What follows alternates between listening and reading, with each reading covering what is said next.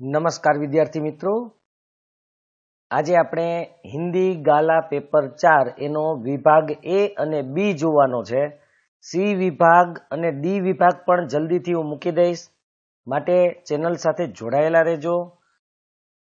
જો તમને આ વિડીયો પસંદ આવે તો લાઈક કરજો, શેર કરજો. જે વિદ્યાર્થી મિત્રો હજુ ચેનલને સબસ્ક્રાઇબ નથી કરી તે સબસ્ક્રાઇબ કરી લેજો, જેથી આવા જ વિડીયો તમને મળતા રહે. ટૂંક સમયમાં હું તમને આઈએમપી પ્રશ્નો પણ આપી દઈશ. મોટા ભાગના વિષયોના વિજ્ઞાન છે, સમાજ છે, ત્યાર પછી હિન્દી, ગુજરાતી. તો ચેનલ સાથે જોડાયેલા રહેજો. સ્ટાર્ટ કરીએ આપણે. અને હા, આ જે આપણું ગાલા પેપર 4 છે એનો એ અને બી વિભાગ આપણે જે સાઇટ છે બાલાજી ક્લાસીસ જામનગર blogspot.com, જેની લિંક ડિસ્ક્રિપ્શનમાં સૌથી નીચે આપેલી છે. તો ડિસ્ક્રિપ્શનમાં જઈ સૌથી છેલ્લી લિંક ઓપન કરશો તો પણ તમને આ મળી જશે. અને એ સાથે તમને પહેલા, બીજા અને ત્રીજા પેપરની લિંક પણ એમાં જ હશે, એ પણ મળી જશે. એ ઉપરાંત ઇંગ્લિશની પણ લિંક મળી જશે. આ ઉપરાંત ગ્રામર, પ્રશ્નો, ઘણું બધું છે, એ પણ તમે જોઈ શકશો. તો આપણે સ્ટાર્ટ કરીએ પેપર. સૌથી પહેલા गद्य विभाग. निम्नलिखित प्रश्नों के नीचे दिए गए विकल्पों में से सही विकल्प चुनकर उत्तर लिखिए. 3 मार्क. एमा पहलो, उज्जैनी की राज्यसभा का प्रत्येक व्यक्ति कालिदास को किस लिए जानता है? तो 4 विकल्प અહીંયા આપેલા છે આપણને. તો એ વિકલ્પની વાત કરીએ આપણે તો ઋતુ સંહાર के लिए, गीत संहार के लिए, संगीत संहार के लिए, नाट्य संहार के लिए. तो एમાં આવશે ऋतु संहार के लिए. बीजो प्रश्न है, सुधा कुलकर्णी ने अपनी पढ़ाई किस क्षेत्र में की थी? तो कंप्यूटर विज्ञान. बूढ़ी काकी को पतलों पर जूठी पूड़ी के टुकड़े खाता देखकर कौन सन रह गया? तो एમાં આવશે रूपा. ત્યાર પછી सही विकल्प चुनकर रिक्त स्थानों की पूर्ति कीजिए. 3 मार्क. पहलो है, प्राचीन खाली जगह ने जीवन की समस्या को ठीक से समझा था तो चीनियों ने. 5मू, ऊर्जा कभी नष्ट नहीं होती पर उसका खाली जगह परिवर्तन किया जा सकता है. स्वरूप. 6ठो, मल्लिका की मां को खाली जगह की चिंता रहती है तो अपवाद. निम्नलिखित वाक्यों में से सही वाक्यांश चुनकर पूरा वाक्य फिर से लिखिए. राम प्रसाद बिस्मिल ने वकालतनामे पर पिताजी के हस्ताक्षर नहीं किए क्योंकि उनकी दृष्टि से वह धर्म विरुद्ध था. धर्म विरुद्धનું કામ હતું એટલા માટે. रमेश, निमेश, नरेश और अविनाश अनशन पर बैठे थे क्योंकि प्रार्थना पत्र, मतलब के एप्लीकेशन जिन्हें આપણે કહીએ છીએ, प्रार्थना पत्र देने के बाद भी सदस्यों ने, पंचायत के जो सदस्य थे, उन्होंने जवाब नहीं दिया था, इसलिए वे अनशन पर बैठे थे.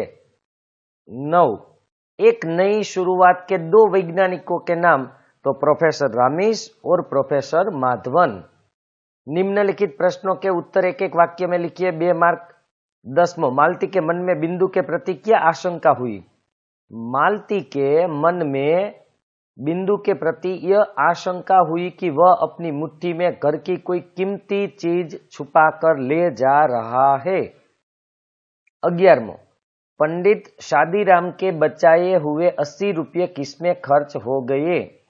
तो इन्हीं આપણે વાત કરીએ તો पंडित शादीराम के बचाए हुए 80 रुपये उनके लड़के की बीमारी का इलाज करने में खर्च हो गई. ત્યાર પછી निम्नलिखित प्रश्न का उत्तर 2-3 वाक्यों में लिखिए. एमा पहलो है, हमारे देश में किस प्रकार जागृति आ सकती है? तो इनो जवाब है, हमारे देश के लोग अपने काम में गर्व नहीं लेते हैं, इसके उपरांत वे अपनी जिम्मेदारी भी नहीं समझते. हमारे देश के लोग श्रम का महत्व नहीं पहचानते और स्वयं मेहनत करने से परहेज करते हैं. परहेज करवू एटले एनाथी दूर भागवू, मेहनत न करवी. गुणी लोगों में उदारता नहीं है, वे अपनी विद्या दूसरों को नहीं बताते. जो हम अपनी इस बुराइयों को दूर कर सके तो हमारे देश में जागृति आ सकती है. एना अथवा मा प्रश्न है, मल्लिका ने दंतुल को हरिण शावक के लिए हठ न करने के लिए क्यों कहा? तो एनो आपणे जवाब जोई लईए। दंतुल कालिदास से अपने बाणों से घायल हरिण शावक लेने पर अड़ा हुआ था। मल्लिका ने दंतुल से कहा कि तुम्हारे लिए घायल हरिण शावक को पाना अधिकार का प्रश्न है, जबकि कालिदास के लिए उसे न देना संवेदना का प्रश्न है। अधिकार के प्रश्न से संवेदना का प्रश्न ज्यादा महत्वपूर्ण है और बड़ा है, इसलिए मल्लिका ने दंतुल को हरिण शावक के लिए जिद न करने के लिए कहा। હવે निम्नलिखित प्रश्न का उत्तर 4-5 वाक्यों में लिखिए। बेमांथी एक प्रश्न लखवानो छे, 3 मार्क छे। एमां पहेलो साक्षात्कार एटले के इंटरव्यू। साक्षात्कार में सुधा ने अपनी दृढ़ता का परिचय कैसे कराया? तो साक्षात्कार में काफी तकनीकी प्रश्न पूछे गए थे और सुधा मूर्ति ने उनके सही सही उत्तर दिए थे। पर एक बुजुर्ग सज्जन ने कहा कि यहाँ फैक्ट्री में मुख्य कार्यस्थल पर महिलाओं की नियुक्ति नहीं होती।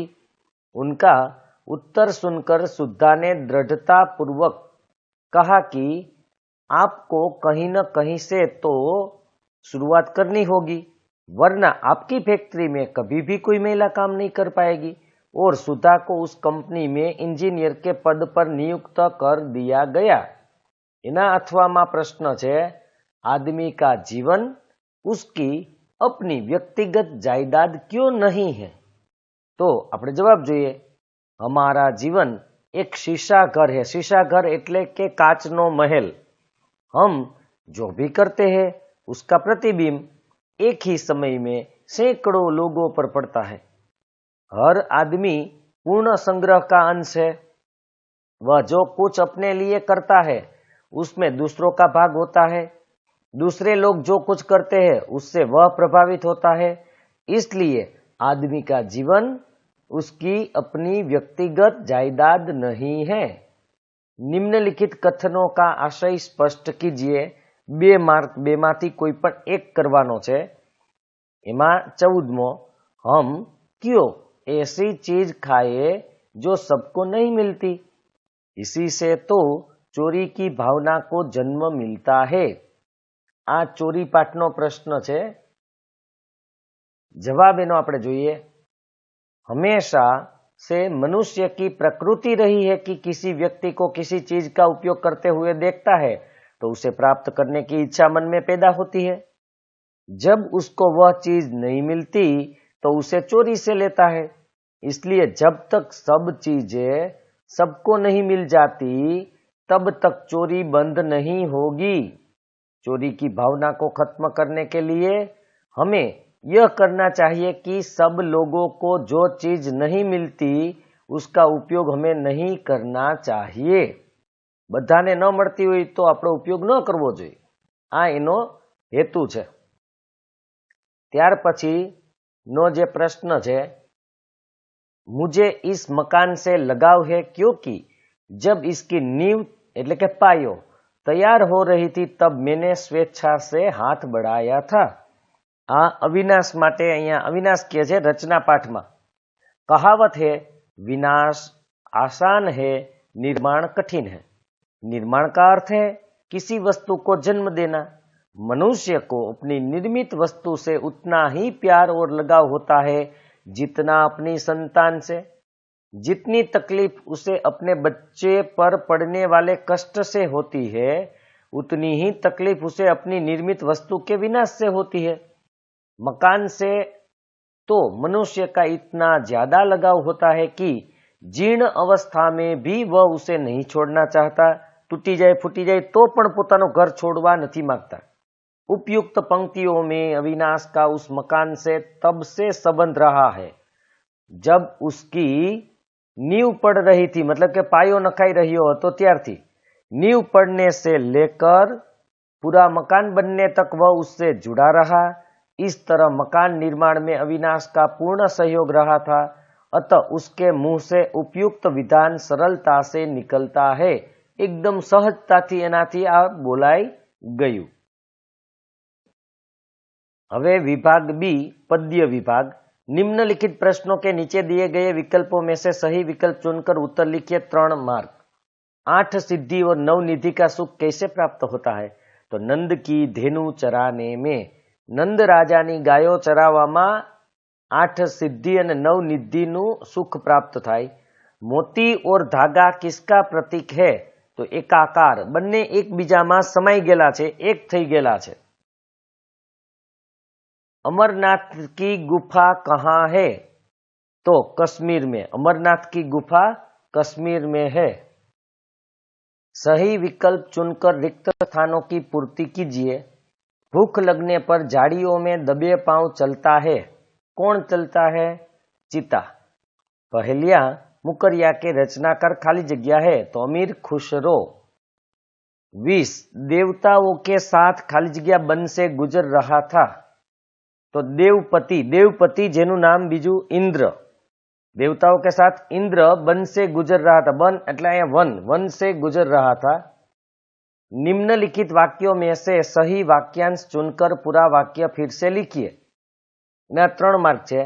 मीरा को अपने सदगुरु पर अपार श्रद्धा है और वे उन्हें ही भगवत भक्ति प्राप्त करने का आधार मानती है, એટલે કે એની સહાયતાથી જ એને ભગવાનની ભક્તિ પ્રાપ્ત થશે, ભગવાન એને પ્રાપ્ત થશે। 22મો છે, कोटि कोटि कंठों से निकली यही स्वर धारा है। यही स्वर धारा એટલે કે અવાજ નીકળે છે, એક લય નીકળે છે। कवि का कहना है कि आज समस्त विश्व के लोगों का जीवन युद्ध की विभीषिका से त्रस्त और जर्जर हो चुका है। ત્યાર પછી निम्नलिखित प्रश्नों के उत्तर एक एक वाक्य में लिखिए। 2 मार्क। 24मो जन्मभूमि में भारत की किन नारियों की बात बताई गई है? तो उत्तर है जन्मभूमि में भारत की सीता, राधा और अहल्या की बात बताई गई है। साधु का दिखावा कैसा है? 25मो सवाल है। साधु का देह दिव्य और चमकता हुआ है तथा उसका सर घुटा हुआ और सीप जैसा चिकना, एकदम छिपला जेवू चिकणू है, लपसी जाए एवं है, એટલે કે એના ઉપર टाल है। ત્યાર પછી આપણે વાત કરીએ તો निम्नलिखित प्रश्न का उत्तर 2-3 वाक्यों में लिखिए। 2 माथी 1 प्रश्न लखવાનો છે, 2 मार्क છે અને પદ્ય વિભાગનો પ્રશ્ન છે। प्रश्न છે तोते के उत्तर का इंद्रदेव पर क्या प्रभाव पड़ा और उसका फल क्या हुआ? જ્યારે પોપટને પૂછવામાં આવ્યું હતું ત્યારે પોપટે જે જવાબ આપ્યો એનાથી ઇન્દ્ર રાજા ઉપર શું અસર થઈ હતી અને એને એનું શું ફળ મળ્યું, તો આપણે જવાબ જોઈ લઈએ। जब तोते ने इंद्रदेव को बताया कि इस सूखे पेड़ उसका सुख दुख का साथी रहा है, इसलिए मैं उसे नहीं छोड़ सकता, मेरा अंत भी इसके साथ ही होगा। यह बात सुनकर इंद्रदेव बहुत प्रसन्न हुए। उन्होंने उस पेड़ को फिर से हरा भरा कर दिया। वह पहले की तरह फिर से सुंदर हो गया। अथवा न फेरने पर, એટલે કે એને ફેરવવામાં ન આવે, ઉલટાવવામાં ન આવે, तो न फेरने पर रोटी, घोड़े और पान की क्या हालत होती है? तो रोटी, पान और घोड़े को फेरना बहुत जरूरी है। रोटी को तवे पर न फेरे तो वह जल जाती है। पान के किसी पत्ते में दाग होते हैं तो उसके ऊपर नीचे के सभी पत्ते सड़ने लगते हैं, इसलिए पान के पत्तों को ऊपर नीचे करते रहना चाहिए और उसके सड़े हुए भाग को या हिस्से को काटकर निकाल देना चाहिए।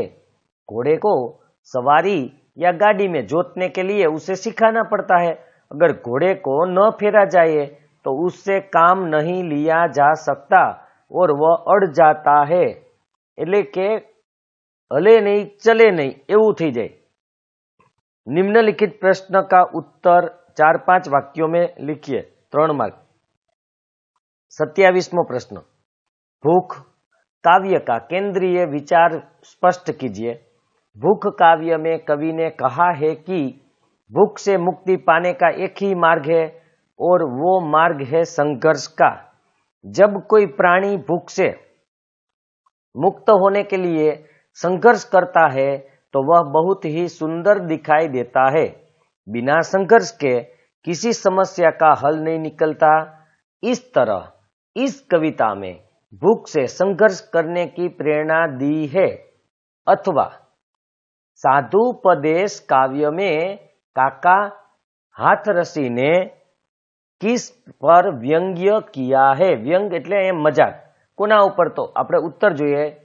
साधुपदेश काव्य में काका हाथरसी ने अज्ञानी और ढोंगी साधुओं पर व्यंग्य किया है, जो सच्चे साधुओं की नकल करके नाम और दाम એટલે કે पैसा कमाना चाहते हैं।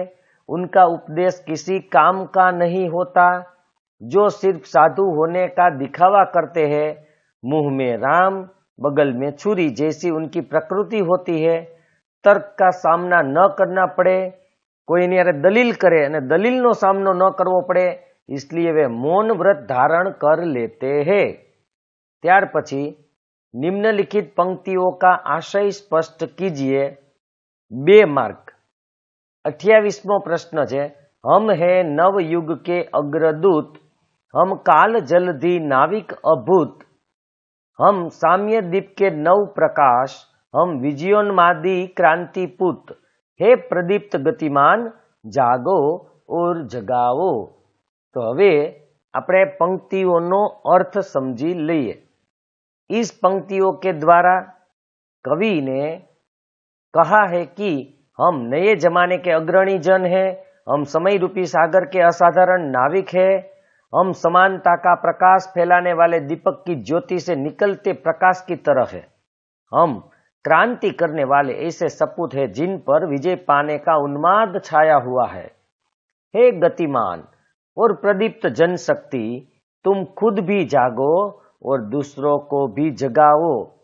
गतिमान એટલે સતત સક્રિય હોય એવી, પ્રદીપ્ત જે જાગૃત છે, જેની અંદર જ્વાળાઓ સળગે છે, એવી જનશક્તિની વાત કરેલી છે કે જે તમે જાગો અને બીજાને પણ જગાવો। એના અથવામાં છે, સતકી નાવ ખેવટિયા સતગુરુ ભવસાગર તરી આયો। મીરાબાઈ જે આપણું કાવ્ય છે એમાંથી આ લીધેલું છે। सत्य मनुष्य का सबसे बड़ा गुण है। यदि कोई व्यक्ति सच्चे मन से अपने आराध्य देव का ध्यान करे और उसे सद्गुरु का सहयोग प्राप्त हो तो व्यक्ति को भव सागर से मुक्ति पाना कठिन नहीं है। मीराबाई को अपने सद्गुरु पर अटूट विश्वास है। सद्गुरु की कृपा इस संसार रूपी सागर में, जीवन रूपी इस नाव में बैठकर वह सुरक्षित रूप से इस भवसागर को पार कर सकती है। इस बात का उन्हें पूरा विश्वास है। तो अहींया આપણું આ પેપરનો A અને B વિભાગ પૂરો થાય છે। હવે નેક્સ્ટ વિડીયોમાં ફરીથી આપણે મળશું। મિત્રો લાઈક અને શેર કરજો, કોમેન્ટ કરજો।